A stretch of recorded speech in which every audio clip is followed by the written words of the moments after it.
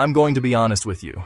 When I first heard about using cardboard to start a garden bed without digging, I was skeptical. Really skeptical. I mean, I've spent years perfecting my double digging technique, building up my biceps, turning over heavy clay soil every spring. The idea that I could just lay down some cardboard and call it a day seemed too good to be true. But here at the Soil House, we're all about testing methods that work with nature instead of against it. So I decided to give it a shot. Spoiler alert. I'm a complete convert, and my back has never been happier. Let me take you through exactly what I discovered, why this method works so brilliantly, and how you can implement it in your own garden starting today. Trust me, once you understand the science and see the results, you'll be hoarding Amazon boxes like they're garden gold.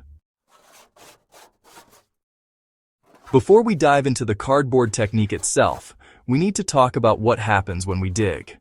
I know this might sting a little if you're proud of your tilling skills, but hear me out. Every time we turn over soil, we're essentially destroying an entire underground ecosystem that took months or even years to establish.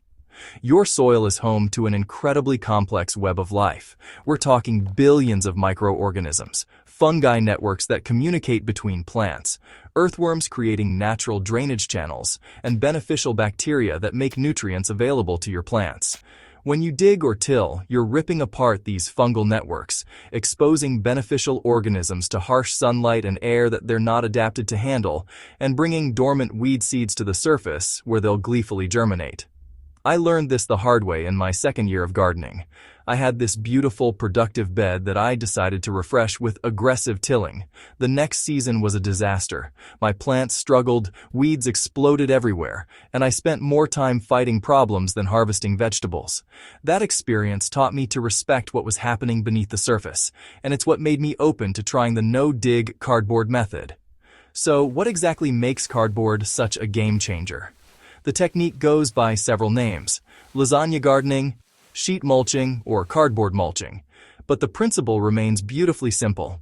You're creating a new growing area right on top of existing grass, weeds, or even compacted soil by smothering what's there and building up layers of organic matter that will decompose into rich, friable soil.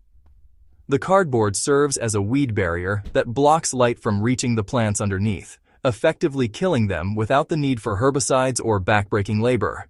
But here's where it gets really interesting. Cardboard is made from wood pulp, which means it's actually a carbon-rich material that will eventually break down and feed your soil. Unlike plastic weed barriers that just sit there forever, cardboard actively participates in building soil health as it decomposes. What surprised me most was how quickly this transformation happens. Within just a few weeks, the grass and weeds underneath the cardboard start to die off and break down. Earthworms, which apparently love cardboard even more than I do, move in and start processing everything into beautiful castings. The cardboard itself typically breaks down within 4 to 6 months, depending on your climate and soil conditions, leaving you with a weed-free bed full of enriched soil. Let me walk you through exactly how I create these beds now, because the details really matter. First, I choose my location and mow or cut down any tall vegetation as close to the ground as possible. You don't need to remove it, just knock it down. This step isn't absolutely necessary, but it makes the next steps easier and helps the cardboard lay flatter.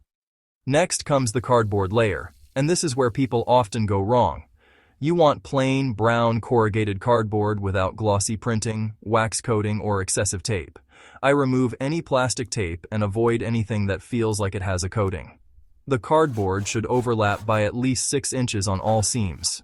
This is crucial. Here's a tip that changed everything for me. Wet the cardboard thoroughly before and after you lay it down. Dry cardboard can blow away or take forever to start breaking down. I use a hose with a gentle spray and really soak each layer. The cardboard should be saturated, almost soggy. On top of the cardboard, I add a generous layer of compost, at least 3 to 4 inches deep. This is your immediate growing medium, and you don't want to skimp here. Finally, I add a thick mulch layer on top, usually another 3 to 4 inches of wood chips, straw, or shredded leaves. This protects the compost from drying out, prevents new weeds from establishing, and adds another layer of organic matter that will continue feeding your soil over time. I decided to test this method on a 4 by 8 foot area that had been lawn for probably 20 years. The grass was thick, the soil underneath was compacted clay, and I was curious whether this technique could really transform such challenging conditions. I installed the bed in early spring and planted it immediately with cold-hardy crops. This is one of the beautiful aspects of this method. You can plant right away because you're growing in the compost layer, not waiting for the cardboard to break down. I started with lettuce, spinach, kale, and radishes, and I was genuinely shocked by the results. The plants didn't just grow, they thrived. The lettuce was the best I'd ever produced, with huge, tender leaves and none of the bitterness I'd sometimes experienced in my traditional beds. I think this came down to the consistent moisture retention. That cardboard layer underneath acted like a reservoir, holding water and slowly releasing it upward as the compost layer dried out. By midsummer, I'd harvested the spring crops and transplanted tomatoes, peppers, and basil into the same bed.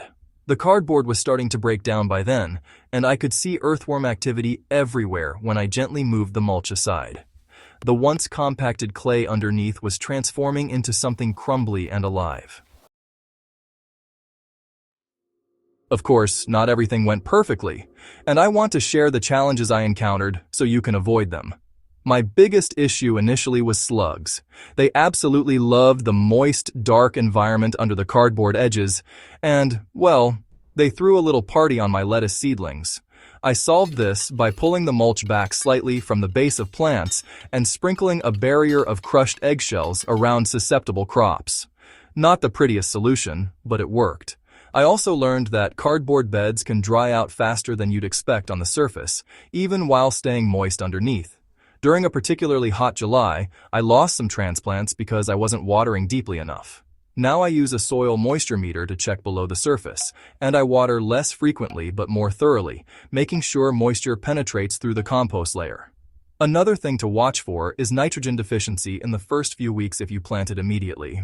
The decomposing cardboard does tie up some nitrogen initially. I now add a bit of blood meal or fish emulsion to my compost layer before planting, and I side dress with compost tea every few weeks for the first month. This keeps everything green and growing vigorously. Looking back now, I realize the cardboard technique didn't just save my back, it fundamentally changed how I think about gardening. I'm working with natural processes instead of fighting against them. I'm building soil instead of depleting it. And perhaps most importantly, I'm spending my gardening time on the fun stuff like planting and harvesting instead of the grueling work of soil preparation.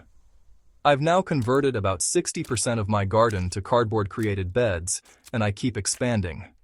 Each new bed is easier than the last because I'm learning the nuances, how wet the cardboard needs to be in my climate, which compost sources work best, how thick the mulch layer should be for different seasons.